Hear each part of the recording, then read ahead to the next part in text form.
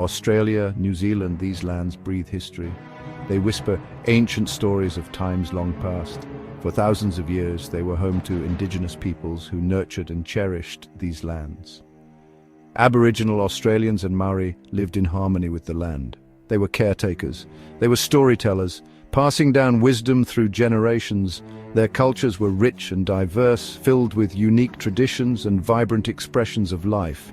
Complex social structures governed their lives, ensuring order and harmony within their communities. Trade routes crisscrossed the land, facilitating exchange and interaction among different groups. They were deeply connected to the land, understanding its rhythms and respecting its gifts. They were connected to each other, fostering strong bonds within their communities. The Aboriginal people of Australia had thrived for millennia, adapting to the land's ever-changing conditions. They had weathered ice ages and changing climates, showcasing their resilience and ingenuity. Their knowledge of the land was profound, a testament to their deep connection and understanding. They knew the secrets of the bush, mastering survival skills passed down through generations. They knew the rhythms of the sea, relying on its bounty for sustenance. They lived in a delicate balance with nature, respecting its cycles and living sustainably. It was a balance soon to be shattered by the arrival of European settlers.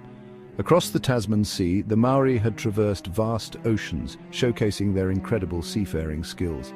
Their ancestors arrived in Aotearoa, New Zealand. They were skilled navigators. They were fearless explorers, unafraid of the unknown. They built villages and cultivated the land, creating thriving communities. They carved meeting houses and wove intricate garments, each piece telling a story. Their art told stories of their heritage, preserving their history and culture.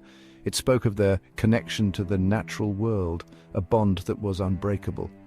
These were not empty lands waiting to be claimed. They were vibrant, living landscapes. These were lands already claimed, lands already loved, lands already respected, with histories that spanned millennia. The year was 1770, a year that would forever alter the course of history. Captain James Cook, an explorer in the service of the British Crown, sailed into Botany Bay, a place that would soon become infamous. This marked a turning point, a moment that would set the stage for dramatic changes.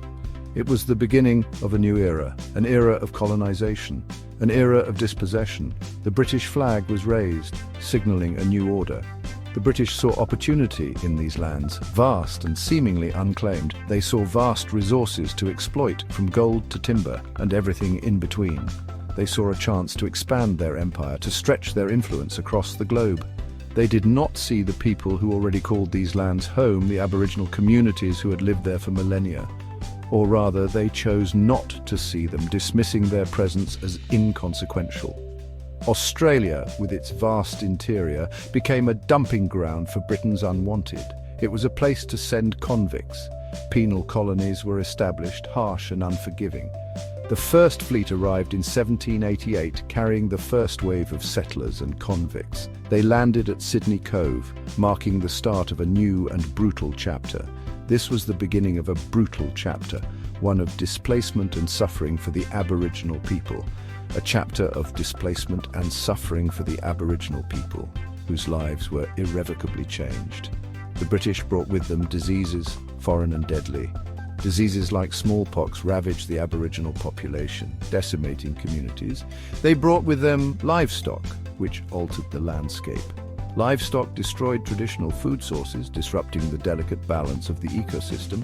They brought with them violence, a constant and brutal presence. Violence became a way of life, a tragic and enduring legacy of colonization. The British justified their actions with a lie, a convenient falsehood that served their colonial ambitions. They called it terra nullius.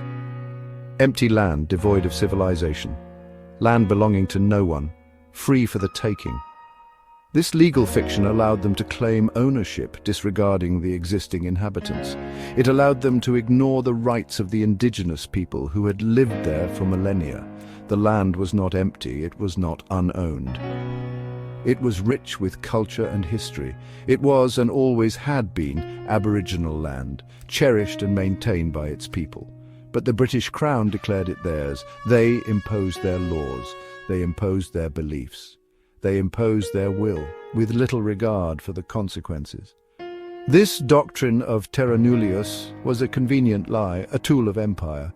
It allowed the British to expand their empire, unchecked and unchallenged. It allowed them to acquire vast tracts of land, displacing the original inhabitants.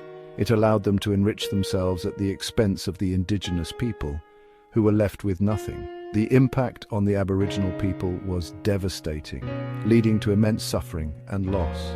They were driven from their ancestral lands, their homes taken from them. They were forced onto reserves, confined to small controlled areas. They were denied their basic human rights, their voices silenced, and their existence marginalized. The Aboriginal people did not surrender their land peacefully. They resisted. They fought back. They defended their families. They defended their way of life and their heritage. They defended their very existence. Pemulwuy, Windradine, Yagan. These are just a few of the Aboriginal warriors who rose up. They led their people in resistance. They fought with courage. They fought with determination, but they were outmatched. The British responded to resistance with brutality. They massacred entire tribes. They poisoned waterholes. They destroyed sacred sites. They sought to break the spirit of the Aboriginal people. The consequences were catastrophic. Thousands upon thousands of Aboriginal people were killed. Their cultures were decimated. Their way of life was shattered. The scars of this violence run deep. They continue to haunt Australia to this very day.